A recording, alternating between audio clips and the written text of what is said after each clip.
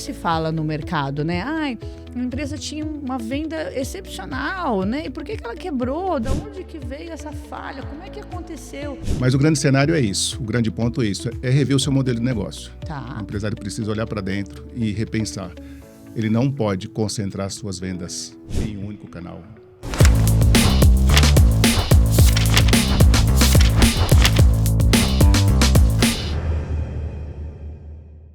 Oi, gente, tudo bem? Eu sou a Grazi da TMA Contabilidade e hoje nós vamos tratar de um assunto extremamente importante e que muita gente se pergunta. Mas para isso, eu achei melhor trazer um suporte, um recurso, porque a gente vai precisar para esse assunto polêmico. Tudo bem, Aurélio? Tudo bem, Grazi? Prazer estar aqui. Que bacana, fico muito feliz que você tenha aceitado aí o convite de estar aqui para bater esse papo conosco em relação aí, por que as empresas lucrativas quebram? Esse é o tema que a gente vai tratar hoje, tá? Porque muito se fala no mercado, né? Ai, a empresa tinha uma venda excepcional, né? E por que ela quebrou? Da onde que veio essa falha? Como é que aconteceu? E a gente fica com aquela curiosidade que de fato deixa a gente enlouquecido. Foi a contabilidade que quebrou a empresa? Não fez ali o balanço direitinho? O que que é? O que que acontece? Me fala um pouco sobre isso. Bom, Grazi, a gente tem vários exemplos disso, né? Eu não vou dar nomes, que vai ficar muito ruim, mas a gente tem empresas japonesas, americanas, de todas as nacionalidades que passaram por isso, né? Sim. E aí, muitas das vezes, é o simples que é o mais importante. Então, se a gente pegar uma empresa um pouco menor, que o gestor está ali no dia a dia e ele olha para o quê? Dinheiro na conta. Fato. É isso que importa para ele. Tem dinheiro na minha conta?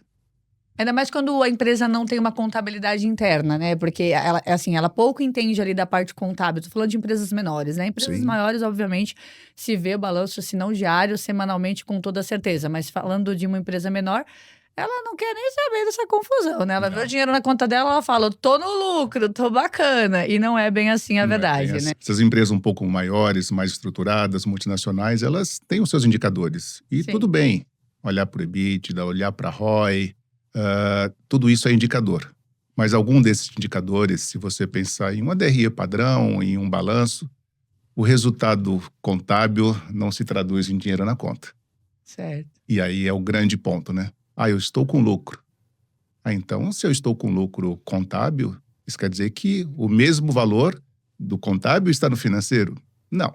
E por que isso acontece, Aurélio? Porque assim, hoje a gente, por exemplo, na TMA Contabilidade, a gente tem muita empresa de pequeno porte, né? Que são empresários que hoje trabalham conosco, que às vezes tem uma revenda, ou às vezes tem uma mercearia, ou tem uma adega, né? Muitas vezes a gente tem todo tipo de cliente hoje na TMA Contabilidade.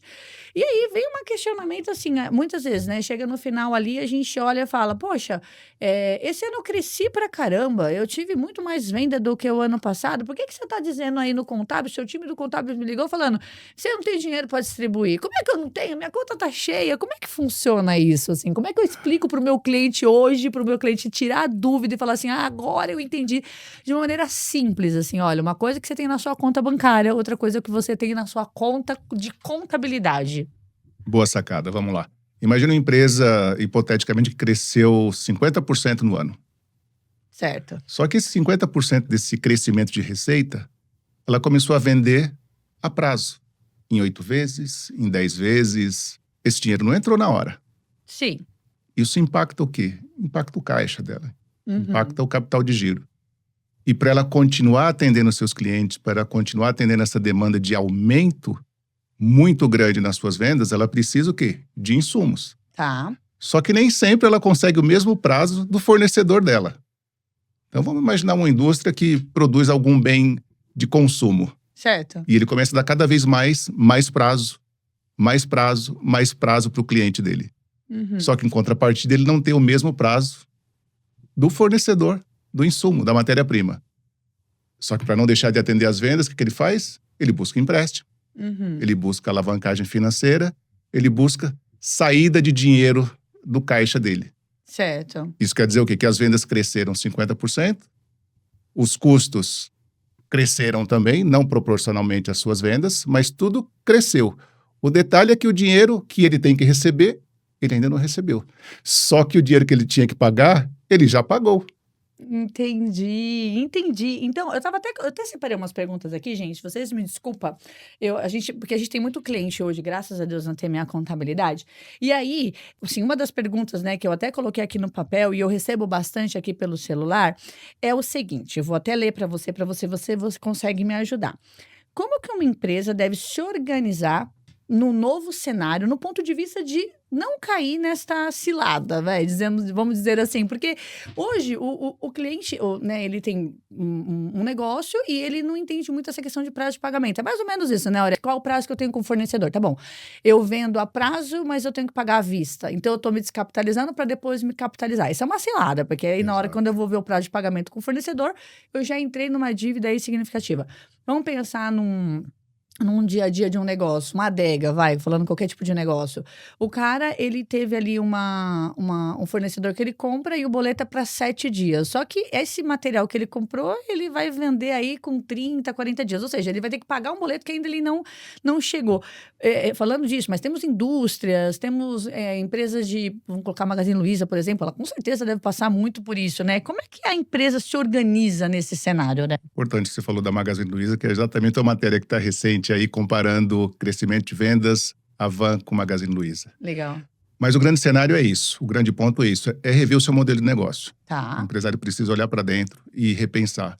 Ele não pode concentrar suas vendas em um único canal. Ele não pode concentrar os seus fornecedores em um único canal. A grande sacada é diversificar. Tá bom. Para quem eu vendo, de onde eu compro. As duas pontas, a matéria-prima entrando e o produto final saindo. Para ele conseguir fazer um mix disso e conseguir adequar todo o capital de giro dele, para que ele não precise pegar dinheiro externo, para que ele não precise se alavancar financeiramente, para que ele não precise pôr mais capital próprio na empresa. Então, é o próprio negócio pagando o negócio. Então, é ter um fornecedor estratégico que venda com um prazo mais curto, um fornecedor estratégico que venda com um prazo mais longo e a mesma ponta no cliente dele. Ele não vai conseguir, logicamente, o mundo perfeito que todo mundo quer, todo empresário é isso, né?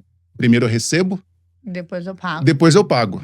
Isso é o cenário dos sonhos, é o mundo de Alice, não existe. Mas se você ficar muito concentrado, seja na venda a prazo ou seja na compra à vista, a cada momento, a cada crescimento de venda, você vai precisar ou se alavancar financeiramente com empréstimo, ou então você precisa colocar capital próprio para que a empresa continue se pagando e você não perca esse crescimento de vendas, que também pode ser danoso para o negócio. Se você perder um boom de crescimento de vendas, talvez aquele novo cliente que chegou, ele não te espere e não volte mais para você se você não conseguir atender ele.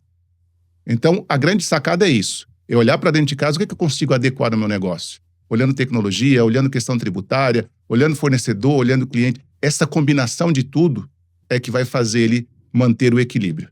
E não achar que esse crescimento de receita, falando de faturamento, de nota fiscal, vai se traduzir em crescimento de dinheiro no caixa, sempre igual ao contábil.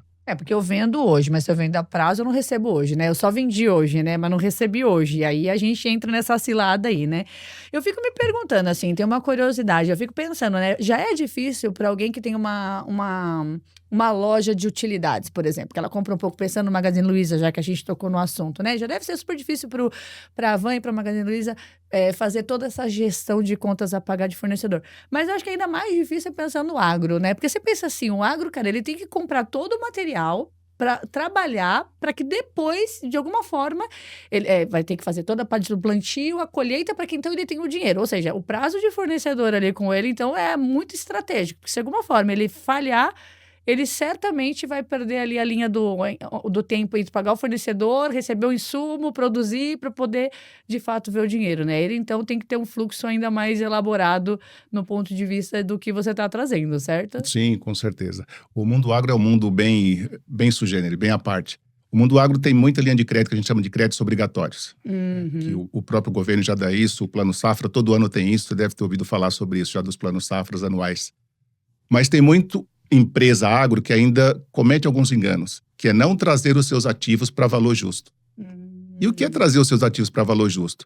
Bom, eu comprei a minha terra quanto tempo atrás? Eu fiz esse pasto quanto tempo atrás?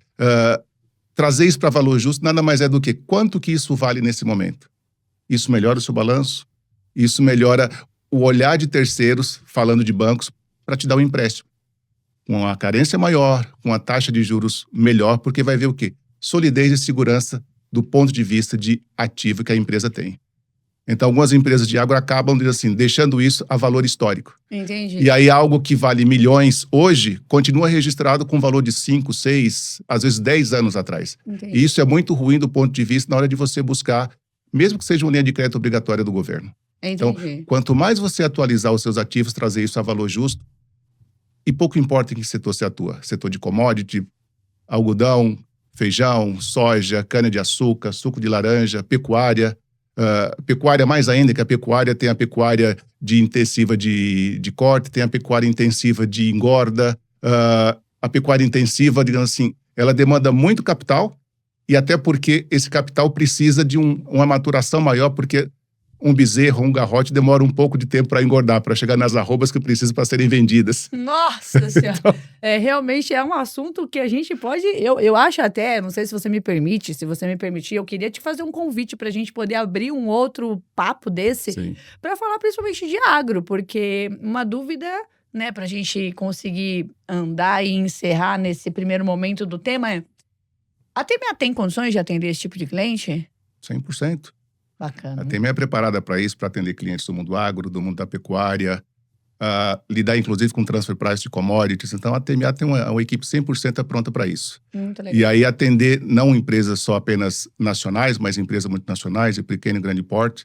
Se você pegar uma ideia, mais ou menos, uma empresa para ser considerada de médio porte no mundo agro, é uma empresa que tem mais ou menos a partir de 700 hectares. Então, se ela tem entre 1.000 e 2.000 hectares, ela já é uma empresa média. Legal. E, logicamente, tem empresas agro muito maiores que isso. Legal. E aí, com atenção à safra, ao setor que atua, que mercado atua, a gente está aí abrindo mercados, a questão da Europa, mas assim, com algumas restrições ainda, questões sanitárias, principalmente para o setor pecuário. Então, assim, é um mundo vasto para a gente conversar e ajudar todo mundo a entender um pouco mais da contabilidade do mundo agro. Muito legal, Aurélio. Então, assim, gente, o assunto é extenso, a conversa pode ser longa aqui, mas deu para entender mais ou menos o porquê que uma empresa que, apesar de ter muito lucro, né, ela acaba quebrando, né? Então, a gente tem que ter uma gestão muito, muito sólida, né, muito estratégia no ponto de vista de tudo que a gente falou aqui. Nessa primeira pauta aqui, a gente vai encerrar, mas eu já deixo o convite para quem estiver interessado, a gente abrir outra conversa aqui para falar um pouco mais do agro, para falar um pouco mais desse universo. É uma tendência, né, que a TMA Contabilidade quer fazer. Então, Aurélio, por hora, muito obrigada. Eu fiquei muito feliz de receber você aqui, a gente especular um pouco sobre esse assunto. A gente vai trazer vários podcasts nesse sentido para vocês. E se você não segue a TMA ainda, não perca mais tempo. Assuntos como esse e parecidos e até melhores vai estar lá no nosso canal. Não segue, não perca mais tempo. Segue a gente lá. Vai ser um prazer ter você conosco acompanhando cada postagem que vai ser relevante para o seu negócio. Obrigado e até o próximo vídeo. Obrigado, Aurélio. Obrigado, até mais.